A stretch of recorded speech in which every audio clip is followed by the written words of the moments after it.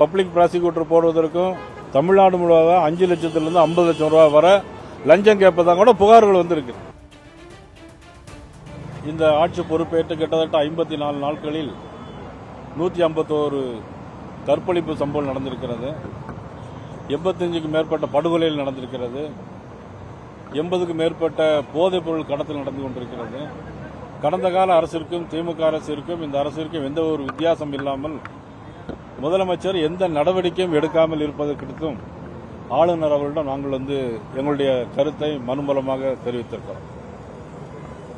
சட்டம் ஒழுங்கு பிரச்சனை காரணம் பொதுவாக எதிர்கட்சி 54 நாட்களுக்குள்ள சட்டம் ஒழுங்கு பிரச்சனை காரணம் போக போக தான் நாங்கள் எல்லாம் சரி பண்ண முடியும். நான் உடனடியாக எல்லாத்தையும் சரி பண்ணணும் நான் சொல்லலை. நீங்க சொல்ல மாதிரி 54 நாள் தான் ஆச்சு. ஆனா அவங்களுடைய கட்சிக்காரங்களே தவறு செய்யறாங்க. எங்களோட பட்டியல் இருக்கு. அதன் மீது இதுவரைக்கும் நடவடிக்கை இருக்கு.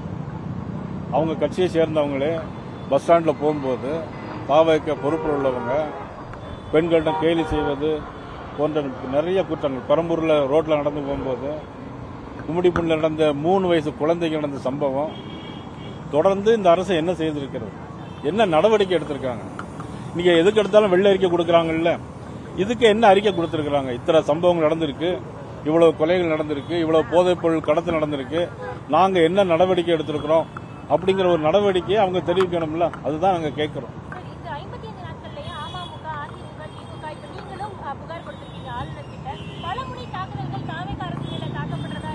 இல்ல, பலமுறை தாக்குதல் நடந்த விஷயங்கள ஒவ்வொருத்தரும் அவங்க கருத்துக்களை அவங்க தனித்தனி கட்சி பலமுறை தாக்குதல்ங்கிற நாங்க அவங்கள போய் தாக்குறதுல எங்களை அந்த அரசு மீது நாங்க பயணம் குற்றம் சாட்டணும்னா சொல்லல.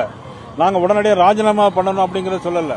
நீங்க நடவடிக்கை எடுக்க தவறிட்டீங்க அப்படிங்கறது தான் எங்களுடைய குற்றச்சாட்டு. குதிரை பேரம் தொடர்பாக கூட புகார்கள் அளிக்கப்பட்ட ஆளுநர், அது தொடர்பாக உங்களுடைய நிலைப்பாடு என்ன? அது என்ன சந்தேகம் இருக்கு உங்களுக்கு? அதாவது ஆட்சி பொறுப்பை ஏற்கிறதுக்கு முன்னாடியே காமராஜர் சட்டமன்ற உறுப்பினர் காமராஜர் கூட்டிட்டு போய் அந்த கட்சியினுடைய பொதுச் செயலாளருடைய கையெழுத்து போட்டது மாதிரியே போட்டு அவ்வளவு வேலைகளை பார்த்தாங்க. தொடர்ந்து இப்ப எல்லா எம்எல்ஏக்களும் போயிட்டே இருக்கிறாங்க. எங்களை பொறுத்தவரையிலும் இப்ப 54 நாள் தான் ஆச்சு. ஒரு இடைத்தேர்தல் 6 மாசத்துல இடைத்தேர்தல் வர வேண்டிய அவசியம் கிடையாது, அவசியமே இல்லை. ஆனா இப்போ இந்த தேர்தல் எதற்கு? இப்போ அப்ப குதிரை பேரம் நடக்குதா இல்லையா? அதுதான் என்னுடைய குற்றச்சாட்டு. அமைச்சர் சரத்து போதைப் பொருளை பயன்படுத்தினார் அப்படியே விட்டுட்டாங்க. ஒரு கிரெடிட் கார்டு டெபிட் கார்டு வச்சு மாத்திரை நடத்தவே முடியாது. இல்ல, அதாவது புகார் நேரடியாக எழுத்து மூலமா கொடுக்கல. இதை பத்தி நான் சொல்லி இருக்கிறோம். என்னன்னா அது யாரோ சொன்னாங்க 2 வருஷத்துக்கு முன்னால அப்படின்னு. எத்தனை வருஷத்துக்கு முன்னால செஞ்சாலும் குற்றம் தான். ஆனா ஒரு அமைச்சர் கூட்டியவங்க அது மட்டும் நிறைய பேர் சொல்லிட்டே இருக்காங்க. இன்னைக்கு அமைச்சர்கள் பாத்தீங்கன்னா எல்லாரும் மேலேயும் குற்றச்சாட்டு இருக்கு. ஒருத்தர் பீர் குடிச்சிட்டே கடலுக்குள்ள வெளியே வராரு, அப்புறம் எல்லாம் நடக்குது. பட் இதெல்லாம் அமைச்சர்கள் மீதும் ஆளுங்கட்சி தரப்பினர் மீதும் முழுக்க புகார்கள் வந்துகிட்டே இருக்கு. இதை முதலமைச்சர் என்ன நடவடிக்கை எடுத்தார் என்பதுதான் எங்களுடைய குற்றச்சாட்டு. ஆளுநர் அரசு திட்டங்கள் எதையுமே பார்வையிடக்கூடாதுன்னு கண்டனம் தெரிவிக்கிறார்.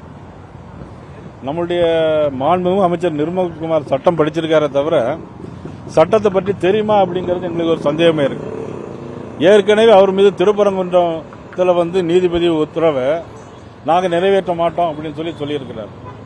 ஒரு நீதிபதி திருப்பரங்குன்றத்தில் தீபம் ஏற்றலாம்னு சொன்ன பிறகும் அதை முடியாதுன்னு சொன்னா இவர் சட்டத்துறை அமைச்சராக எப்படி நீடிக்கிறார் என்றுதான் தெரியல. அது மட்டும் ஆளுநருக்கு அதிகாரம் இல்லைங்கிறது நமது நிர்மல்குமார் அவர்களும் சொல்லியிருக்கிறாங்க. மதுரை நாடாளுமன்ற உறுப்பினர் சுந்தரேஷ் அவர்களும் சொல்லியிருக்காங்க. எனக்கு தெரிஞ்சவர்களையும் இந்திய அரசியல் சட்டம் 167 படி ஆளுநர் மத்திய அரசுடைய திட்டங்களை ஆய்வு செய்யவும் அவர் எங்கெல்லாம் போகிறாரோ அந்த இடங்களில் அரசுடைய ஆய்வு செய்வதற்கு அவர்களுக்கு முழு அதிகாரம் இருக்கிறது. இதையெல்லாம் அரசியலாக்கக்கூடாது. நம்முடைய ஆளுநர் அவர்கள் மதுரைக்கு போகும்போது வைகையாற்றை கடந்து போகும்போது அப்ப கேட்டிருக்காரு, ஐயா தண்ணியே இல்லைன்னு கேட்டிருக்காங்க. தண்ணியே இல்லைன்னு கேட்கும்போது சௌராஷ்டிரா கல்லூரியில் போய் பேசும்போது அங்கே ரெட் கிராஸ் சொசைட்டி மாவட்ட தலைவர் வந்திருக்காங்க. ரெட் கிராஸ் சொசைட்டியுடைய மாநில தலைவர் அதனுடைய முழு பொறுப்பும் நம்முடைய கவர்னர் தான். இங்க தமிழ்நாட்டை பொறுத்தவரையிலும் யாரு கவர்னரா இருக்காங்களோ அவங்க தான் ரெட் கிராஸ் சொசைட்டியினுடைய தலைவராக இருக்கார். அப்ப கேட்டிருக்காரு, இதெல்லாம் நீங்க செய்யலாமே அப்படின்னு சொல்லியிருக்காரு. அதுல என்ன தவறும் கிடையாது. இன்னும் கூட ஆளுநர் இன்னும் கூட சொன்னாங்க, பேசிக்கிட்டு இருக்கும்போது சொன்னாங்க, உங்களுடைய பீகார் மாநிலத்தில் கூட சதீஷ் என்பவர் வந்து ஒரு நதியை வந்து அவர் பார்த்துக்கிட்டு முயற்சி பண்ணி அதுக்கப்புறம் அந்த நதியில் தண்ணியெல்லாம் வந்ததாக கூட பேசிக்கிட்டு இருந்தோம். ஆக ஆளுநர் எந்த முறையிலும் தமிழ்நாடு அரசினுடைய அதிகாரத்தை எடுப்பதற்காக எந்த முயற்சியும் கிடையாது. அப்படி இருந்தால் அவங்க பதவி ஏற்கும் போது நிர்மல்குமாரை கூப்பிட்டு அவர் சொன்ன முதல்ல நாங்கள் வந்து ஜெயிச்சிருக்கோம் அப்படின்னு தான் முதல்ல லெட்டர் கொடுத்தாங்க. அதுக்கப்புறம் கூப்பிட்டு அவருக்கு அட்வைஸ் பண்ணி நீங்கள் எத்தனை பேர் எம்எல்ஏ இருக்கீங்கன்னு எழுதி கொண்டு வாங்க அப்புறம் சொல்லி அவங்களுக்கு அட்வைஸ் பண்ணி முழு அதிகாரத்தை அவங்க போய் பதவியேற்பாளராக சம்மதித்ததும் நம்மளுடைய ஆளுநர் சொல்ல கேட்கணும். அதே மாதிரி ஒரு அரசாங்கம் தயாரித்து கொடுக்கக்கூடிய உரையை அப்படியே வாசிக்கணும். அது மத்திய அரசை பற்றி தவறாக எழுதியிருந்தால் கூட வாசிக்கணுங்களுடைய உரிமை. அதையும் பற்றி கண்டுகொள்ளாமல் அவர் என்ன எழுதி கொடுத்தார்களோ அதை அப்படியே சட்டமன்றத்தில் வாசித்ததும் நம்மளுடைய ஆளுநர் அவர்கள். அது மட்டுமல்ல, நம்மளுடைய ஆளுநர் அவர்கள் இப்போ வந்து பல்கலைக்கழகங்களுக்கு துணைவேந்தர்கள் நியமிக்க வேண்டியிருக்கு. என்ன சொல்லியிருக்காங்கன்னா, சீக்கிரமாக கொண்டு வாங்க, மாணவர்களுடைய எதிர்காலம் இதில் இருக்கு, சீக்கிரமா மெரிட்டின் அடிப்படையில் யாருக்கெல்லாம் தகுதி இருக்கிறதோ கொண்டு வாங்க, செஞ்சு தரணுங்க வேற சொல்லியிருக்கிறாங்க. ஆக இவ்வளவும் ஆளுநர் வந்து ஒரு அரசாங்கத்தின் மீது ஒத்துழைப்பு தரும்போது அதை வந்து கொச்சைப்படுத்தி பேசுவது ஒரு அமைச்சருக்கு அழகல்ல.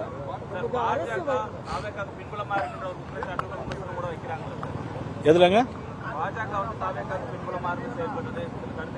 யாருக்காக இல்ல யாருக்கு பின்புலமாக நாங்க இப்ப தாவக மீது குற்றச்சாட்டை தானே சொல்லி இருக்கிறோம். எங்க மீது குற்றச்சாட்டா நாங்க பின்புலமா இருந்தாலும் நாங்க அவர் மீது குற்றச்சாட்டு பண்ண வேண்டிய அவசியம் இல்லை. இன்னும் சொல்ல போனா நிர்மல்குமார் மேலேயே நிறைய கம்ப்ளைண்ட் வந்திருக்கு. அதாவது பப்ளிக் ப்ராசிக்யூட்டர் போடுவதற்கும் தமிழ்நாடு முழுவதும் 5 லட்சத்திலிருந்து 50 லட்சம் ரூபாய் வரை லஞ்சம் கேட்பதாக கூட புகார்கள் வந்திருக்கு.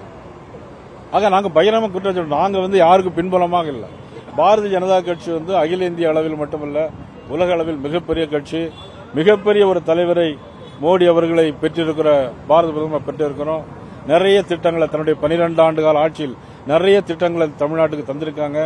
அதனுடைய திட்டங்கள் புத்தகங்கள் வெளியிட்டு அச்சிட போட்டு கொடுத்திருக்கிறோம். அதிக நாள் இந்தியாவுடைய பிரைம் மினிஸ்டராக இருந்த வரலாறும் படைச்சிருக்கிறாரு, வரலாறு படைத்துக் கொண்டே இருக்கிறாரு. அதனால பாரதிய ஜனதா கட்சி யாருக்கும் பின்புலமா இருக்க வேண்டிய அவசியம் இல்லை.